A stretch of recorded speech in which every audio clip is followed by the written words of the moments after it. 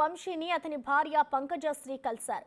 5 నిమిషాల పాటు వంశీతో ఆమె మాట్లాడారు. ఆ తర్వాత హైదరాబాద్ వెళ్లిపోయారు. తన భర్తను పోలీసులు అక్రమంగా అరెస్టు చేశారని, ఆయనకు ప్రాణహాని ఉందని ఆమె ఆరోపిస్తున్నారు.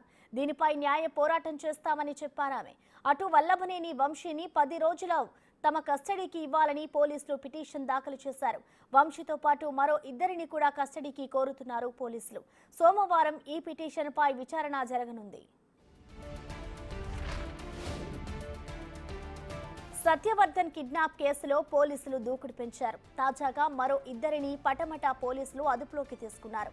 ఈ కేసులో A4 గా ఉన్న గంటా వీర్రాజు, A6 గా ఉన్న వేల్పూరు వంశీని అరెస్ట్ చేశారు. ఇక ఈ కేసులో పోలీసులు మరింత పురోగతి సాధించారు.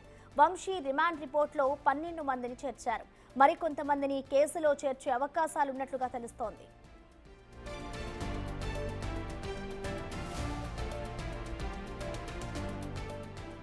ఈ కేసులో కీలకంగా వల్లభనేని వంశీ అనుచరులు ఉన్నట్లు తెలుస్తోంది. టెక్నాలజీతో సాయంతో కేసు దర్యాప్తు చేస్తున్నామని విజయవాడ సిపి వెల్లడించారు. టోల్ గేట్లు, సీసీ కెమెరాలు, డ్రోన్స్ ద్వారా దర్యాప్తు చేశామన్నారు. ఫోన్స్, హార్డ్ డిస్క్ల ద్వారా విచారణ సాగుతుందని అన్నారు. ఏ కారు వచ్చింది, ఎటు వెళ్లిందనే కోణంలో విచారణ సాగుతోందని, టెక్నాలజీ నుంచి ఎవరూ తప్పించుకోలేరని సిపి చెబుతున్నారు.